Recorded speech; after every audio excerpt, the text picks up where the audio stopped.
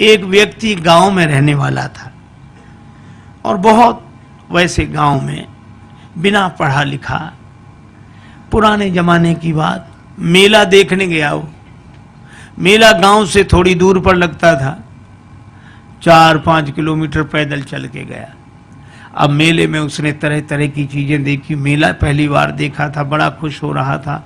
गांव का रहने वाला आदमी इतनी देर में घूमते हुए गया तो एक जगह उसने एक शीशा देखा, दर्पण, ऐसा आदमकद शीशा जो उसने देखा तो शीशे में उसने स्वयं को देखा।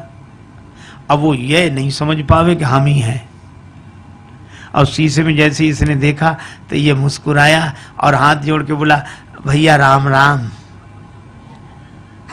तो उधर से भी मुस्कुराहट दिखी, भैया राम राम।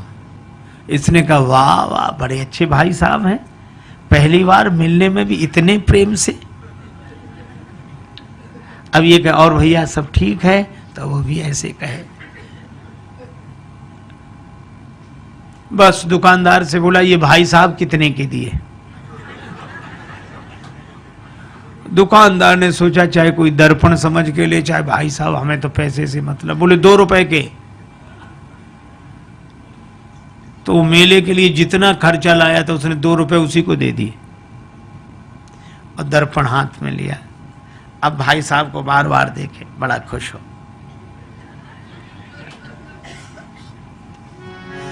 कृषक एक सीसा ले घर आयो, कृषक एक सीसा ले घर आयो, अपनों सो प्रिय साथी पाके हेरी हेरी हर सायो। कृषक एक सीसा ले घर आयो, कृषक एक सीसा ले घर आयो।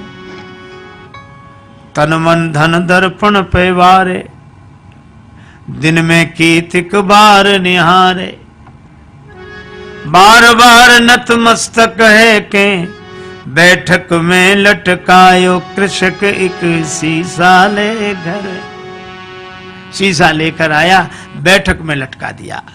अब वो तन मन धन दर्पण पैवारे, दिन में कीतिक बार निहारे, अपनों सो प्रिय साथी पाके हेरे हेरे हर्षाय। अब भीतर पत्नी के पास बैठे और थोड़ी देर में गए, अच्छा 1 मिनट रुको, अभी आया। फिर जाए, और भैया अच्छी तरह हो, बढ़िया है। फिर लौट कर आ जाए और मन में सोचे, बड़े अच्छे भाई साहब हैं, ना खाते हैं ना पीते हैं और हमेशा मुस्कुराते रहते हैं, प्रसन्न रहते हैं, बहुत अच्छे हैं भैया, वाह वाह। फिर जाए और फिर आ जाए। अब दिन में 2-3 बार ऐसे ही करे तो पत्नी को लगा कि पहले तो ये कभी ऐसे जाते नहीं थे, ये जाते कहाँ हैं? ठीक है, ये जब बाजार जाएंगे तब मैं देखूंगी। वो गए कहीं बाहर घूमने, पत्नी गई देखने कि देखूं तो क्या ये बैठक में क्या है जो बार बार। अब पत्नी गई तो वहां तो शीशा था और शीशे में जो पत्नी ने देखा तो उसे अपनी शक्ल दिखी। पत्नी बड़ी नाराज, अब मैं समझ गई, इसी की वजह से आता है। अब इसने मुक्का ताना, दांत कट गए, चू चू, तो उधर से भी मुक्का ताना, दांत कट गए। बस संभ्रम चली आई घरवारी, सन्मुख सुंदर नारी निहारी। आए गई है सौत हमारी, क्रोध हृदय में छायो। कृषक एक शीशा ले घर आए। अब उसको बड़ा क्रोध हमारी सौत को ले आया है, इसी की वजह से आता है। और बस भाग पड़ी, बस मैं न रहूंगी, विष खेहूं या डूब मरूंगी। विष खा लूंगी, मर जाऊंगी, कुएं में गिर जाऊंगी, बस रहूंगी नहीं, मैं तो अभी जाती हूं चाहे जो कुछ हो जाए। और रोना शुरू किया तो धाई सास बहू रानी ने कैसो रुदन मचायो। कृषक एक शीशा ले घर आए। उसकी सास दौड़ी, क्या हुआ बेटी, क्यों रो रही है, बहू क्यों रो रही है? बहू बोली, अपने बेटे की करतूत देखो, बैठक में किसको लाकर बिठाया, और मैं तो रहूंगी नहीं, चली जाऊंगी। और सास बोली नहीं मैं देखती हूँ मैं देखती हूँ।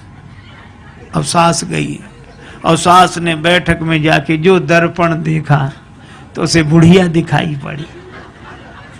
दिखेगी तो सास क्या बोली, अच्छा आप भाई राम राम। वो भी राम राम बोली। क्षमा करना बहू समझ नहीं पाई। फिर बहू को डांट कर बोली, क्या कह रही है तू?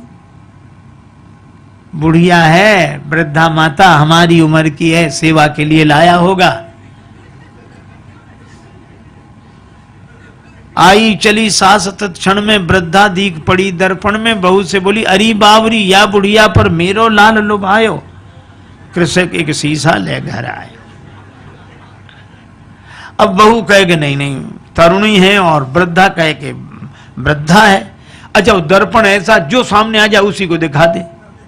बहू सामने जाए तरुणी देखो ये बैठी और सास कहे हट मैं देखती हूँ, वो देखे सो वृद्धा देखे। अब सास बहू का झगड़ा, सास बहू का झगड़ा आके ससुर निवारो। ससुर ने कहा क्या है मैं देखता हूं, क्यों ये कलह मचा रखा है। अब ससुर आया, ससुर ने कहा तुम दोनों अलग हो। अब ससुर ने जो देखा दर्पण तो उसे बूढ़ा आदमी दिखाई पड़ा। तो ससुर बोला अरे भैया राम राम आप हो, माफ करना ये समझती नहीं है। दोनों को फटकारा, दाढ़ी वालों पुरुष देख के दोनों को फटकारो। ससुर बोला ससुर अरी मूर्खाओ धर के मानो देह लजाओ, मर न गई तुम नारी पुरुष को भेद समझ ना पायो। तुम स्त्री पुरुष का भेद नहीं समझ सकी। सास कहे नहीं है तो वृद्धा बुढ़िया है। ससुर कहे कि नहीं बूढ़े भाई साहब बैठे, और बहू कहे कि नहीं तरुणी है। अच्छा अब एक बात बताओ, इनमें कौन आदमी गलत बोल रहा है? कोई गलत नहीं बोल रहा है, पर प्रश्न ये कौन सही बोल रहा है? कोई सही नहीं बोल रहा है और कोई गलत नहीं बोल रहा है। इतने में वो व्यक्ति आ गया, गांव में गया था घूमकर। क्या है? मां बोली बैठक में किसको बिठाया है? वो बोला हमारे भाई साहब हैं। बहू बोली भाई साहब है। एक तरुणी को लाकर बिठाया, वृद्धा बोली नहीं वृद्धा है। और ससुर कहे, वो पिता कहे कि नहीं वृद्ध व्यक्ति है, वो कहे नहीं हमारी तरह युवक हैं। अब जो दर्पण के सामने जाए दर्पण उसी का चेहरा दिखा दे। अच्छा अब आप बताओ, शीशा से बनते शुभ दर्शन तापे मचो घोर संघर्षण। और इसके हाथ में जाए शीशा, उसके हाथ में जाए, इसके हाथ में जाए, और ऐसे हाथों में जाते शीशा गिर गया, टूट कर टुकड़े टुकड़े हो गया। और जैसे ही दर्पण टूट गया तो दो बचे कि एक ही। फिर दूसरा कोई था ही नहीं, न भाई साहब, न तरुणी, न वृद्धा, न वो वृद्ध व्यक्ति। एक ही था और एक ही है और एक ही।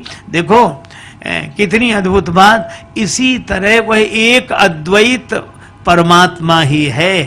प्रेम में वह अनन्यता में एक होकर रहता है, ज्ञान में वह अद्वैत में एक होकर रहता है। ये तो माया के दर्पण के कारण द्वैत की अनुभूति हमें होती है और हम अपने ही उस चेहरे को एक में दो देख लेते हैं, भाई साहब और ये और वो, सब सारा संसार बन जाता है। लेकिन एक आदमी की अंगूठी खो गई, बड़ा परेशान। एक महात्मा मिले, महाराज मेरी अंगूठी खो गई, आप तो सर्वज्ञ हैं, सब जानते हैं, तो बताएं मेरी अंगूठी कहाँ है, बड़ी कृपा होगी। महात्मा बोले मैं बता दूंगा। तो बताओ महाराज कहाँ रह गई? कुर्ते की जेब में है, तकिए के नीचे है, कि मकान में रह गई, कहाँ रह गई? अंगूठी मिल नहीं रही। महात्मा बोले अंगूठी कहीं भी हो, पर जहां भी होगी सोने में ही होगी। अंगूठी सोने से अलग हो ही नहीं सकती। हा? और सच्ची बात है, हम सबसे अलग हो सकते हैं पर भगवान से अलग हो ही नहीं सकते।